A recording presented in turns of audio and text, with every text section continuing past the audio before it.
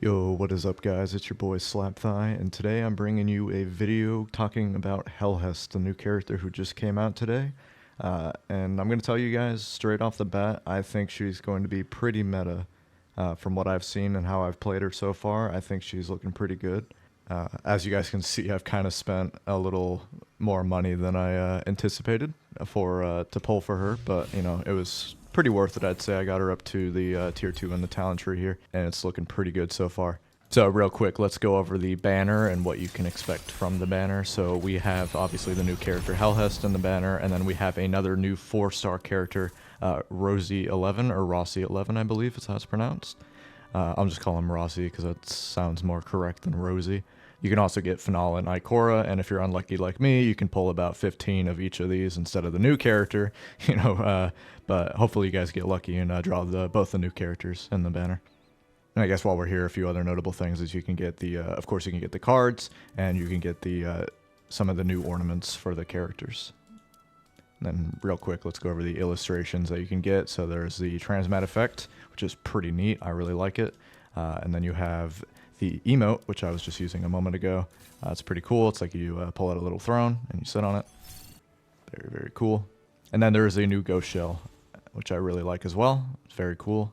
Love the crow theme with the new ornament. I'm a big fan of crows, so that's probably why I like it so much. And then there's the sparrow, which is honestly, in my opinion, one of the coolest sparrows in the game. Really love this sparrow. Have not pulled it yet, but I may or may not continue pulling for it. I'm kind of a little ways away from it, but it's besides the point. But like the other limited banners, this will be going on for a total of almost a month, so 28 days. So you guys have plenty of opportunity to pull for her, especially since it's guaranteed in 60. So unless you're a whale, or if you're spending a lot of money, or if you're a light spender, I wouldn't worry too much. But if you are interested in her, definitely pull for her. So heading over to the character herself, let's go over some of her abilities and what they do, and I will show some gameplay of what they do as well. So starting off, you have her 2 drones. So you have 2 drones that you can deploy. You have a healing drone and a offensive drone. Both of them attack, but one of them heals and the other one does a damage buff to you and your allies, which is really nice. And it's a pretty good radius too that the drones have. So once again, you can only have one of each of these drones out, not including the ultimate, which I will talk about in a moment here after I talk about the second signature ability here, Salvo is how I believe that's pronounced. So what it does is it does a little AoE rocket attack that it does pretty good damage. I'm not gonna lie. It pretty much wipes out like any red bars. It's very nice. And using this ability also procs overclocked shot, which is the weapon mastery here. Casting Salvo grants the overclock shot effect for 6 seconds, and what this does is it shortens bow draw time and linear fusion charge time by 50%. Shots that hit combatants also deal an extra 15% arc damage, and additionally, when overclock shot is active, it grants weak spot lock-on within a small range while aiming down sights, and this does not take effect against light bearers. So this is a really nice effect to have, especially if you're doing DPS on a boss or something. You're gonna want to use like your salvo attack, so that when you're using your linear, you're shooting 50% faster, which is obviously really good, and 15% extra arc damage. And then there is a talent tree that makes this do a little more damage, and we will go over that in a little bit here. But real quick, let's talk about her ult. So her ult spawns a super drone that follows her around and increases the damage of the bonus and healing effects of both drones. And the super drone will continuously attack combatants and heal allies. There are some relic traits that will boost the abilities as well over here, so let's go over those real quick. So the relic trait 1, deploying or upgrading a drone increases the damage bonus healing potency of the boosting drone healing drone on the field by 200% for 4 seconds. So that's obviously really good. And then repeatedly applying this effect extends the duration. This trait will not take effect while the super drone is present. And then relic trait 2 here, allies including Helhest herself gain 40% movement speed while within range of a boosting drone or healing drone. This effect lasts for 8 seconds after leaving the drone's range, which is really nice. Just a little quality of life thing. So if you're moving through an area and you want to like speedrun, they're very good for that. And then Relic Trait 3, which is a really notable one. So releasing the Super Drone upgrades the boosting drone and healing drone present to max level and refreshes their duration. So this is obviously really good to have, because if you put down both of your drones and then you use your ultimate, it'll automatically boost both of them to level 2 and or level 3 if you are at the talent tree 6, which again we will go over in a moment. But yes, this is a really good relic trait to have. So when we're going over gameplay, I will talk about more about how you should really play her and how like the rotation of her moves should go. And then once again, her weapon mastery does more damage. The overclock shot does more damage the more you go up. So you can just take a quick read over that. And then the other notable thing is her passive data conversion. So when boosting healing drones buff and or heal allies, they also grant the assisted calculation effect for 20 seconds. Helhest herself will always have the assisted calculation effect. And then real quick, let's look over the assisted calculation effect. So dealing damage to combatants also inflicts data analysis for 12 seconds. When afflicted combatants are defeated, they drop 1 data fragment, which can stay on the ground for up to 60 seconds. Once data fragments are generated, they'll be automatically absorbed by the nearest boosting drone, healing drone, then uploaded to Helhest prosthetic to power her encrypted network. The efficiency at which encrypted network absorbs data fragments falls as the number of fire team members increases to a minimum of 33%. The encrypted network can store up to 48 data fragments.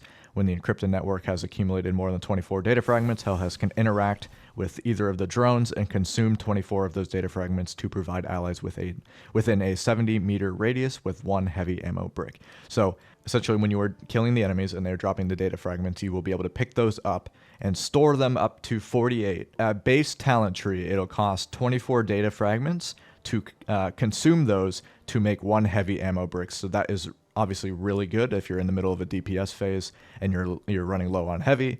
Then you can just use your data fragments, hold on to those until damage phase, and then pop those to get more heavy for you and your team. So it's really, really good.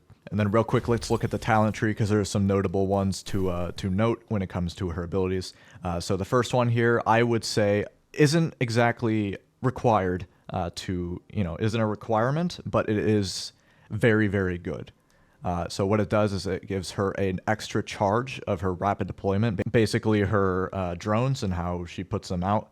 So when you're throwing your drones out, base talent tree, you only have 2 charges, but with this one you have 3. And so basically what that lets you do is upgrade one of your one of your drones to level 2 right off the bat. So you can place both of them normally, and then you can upgrade another one with that. So that is really good to have.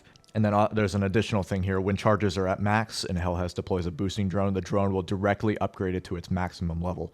So this makes it so you can basically do level 2 on both of your drones off the bat instead of having to wait for your charges to recharge to do that, and or using your ult to get them to level 2. So this is a very, very good talent tree to have. If you like the character and you are going to be pulling for her, definitely you're going to want to at least get her to 1. You can do well without her at talent 1, but I would highly recommend that you at least get to 1. And then if you really enjoy the character, I would also recommend getting 2 for this independent computation. While there are combatants inflicted with Helhest's own data analysis present, the encrypted network automatically generates 1 data fragment every 15 seconds. So this is basically giving you an idle income of data fragments that you can use to get more heavy bricks and heavy brick generation. So it is just really good to have. I will say 3 through 5 on the talent tree aren't the best. They are obviously useful, but they are not as good as 1 and 2. But we will read over them anyways real quick just to get the full coverage. So a talent tree 3, you get overclock shots. Damage is increased by an additional 20%. So adds to the arc damage buff here. And then number 4, and then talent tree 4 here reduces the data fragments quantity needed to airdrop a heavy ammo brick to 16. This one is actually pretty good because it lowers the requirement of 24 data fragments to 16 to get a heavy brick. This is actually pretty nice to have. And then number 5 here raises your salvo stacks granted to 6 instead of 3. So this is also pretty decent, but not as good as 1 and 2 in my personal opinion. And then if you are a whale or if you just get insanely lucky, level 6 is a very, very nice talent tree to have. It basically lets your drones get to level 3. So by default, your max level is 2, but you can get it to level 3 at Talent Tree 6 here. It increases the radius by 50%, which, the radius of the drones are already really good. So an extra 50% is actually pretty wild. And then it says, additionally here, when firing weapons to direct level 3 drones to fire volleys, they will deal an additional instance of arc damage equal to 50% of the fired weapon's damage, which is very, very nice. So obviously, ideally, for any character, you want to get them to Talent Tree 6. But if I'm being honest with you, 1 is probably where you want to stop if you don't like the character as much or you're just trying to like draw for her. But if you're a whale and you really like the character, I would definitely obviously go for tier 6. At the end of the day, it's obviously up to you whether you go to tier 6 or you stop at tier 1 or you don't go at all. With the abilities covered, let's go over the weapons here. So she is a bow and linear fusion rifle user, so both precision weapons. So she is the first bow user in the game. We have crossbow, obviously, and heavy crossbow users with Ning, but she is the first bow user in the game. So with the new seasonal battle pass, we have the Trinity Ghoul addition to the game. One of my favorite exotics from D2. So through the battle pass, you'll be able to get that at level 10 at the premium pass, and then you'll be able to get it for free at the base at level 50. And then like the last battle pass, you can also buy the Trinity Ghoul through the battle pass exotic shop if you have enough of the battle pass weapon tokens. You can also get the catalyst with the battle pass tokens here at the rarity trove right here. I have already bought it, as you can see. So moving into the practice range here, I'm going to showcase some of the moves that she has. So starting off with the damage boosting drone. So this is what it looks like, and as you can see, it sends its own attacks out every now and then. And then right below it here, you can see the generate ammo. So again, it's 24 at base and 16 if you're at tier Talent Tree 4. And these drones stay up for a very long time. As you can see at the bottom, if I replace it, it stays up for a good 80 seconds. And as mentioned before, the radius is actually pretty wide. Here's, you can see along the ground here, the radius that it is in. And then let's place the healing turret here as well. You'll notice if you move far enough away from the turrets at the bottom there, you can see the little red bars. It tells you how far you have to go before they will recall to you. So if I come all the way over here, it'll say out of range and the drone will be recalled to you. So when we're placing both of the turrets down, you'll notice at the bottom that they would normally start at level 1. The reason one of them started at level 2 is because of the talent tree that I have. But they will start at level 1 when you place them down. And to upgrade them, you just use the ability again. So you noticed I pressed the healing one there, and now the healing one is level 2. And level 2 is the base max level currently. Unless, again, you have the talent tree that lets it get it to level 3. And then to showcase here, this is the second signature ability. You can see if you hold it down, it shows the little ring of the AoE and what enemies it'll affect. So if I do it here, it should attack all 3 wretches. Yep, perfect. And you'll see that it does this little arc containment. It's a little arc containment ability that keeps them in place. When you aim down sights, you'll notice a little tracker.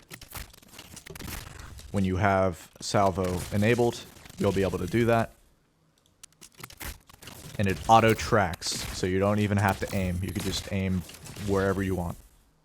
And this also works for the linear as well. Now moving on to her ultimate, I'm going to place down both my drones.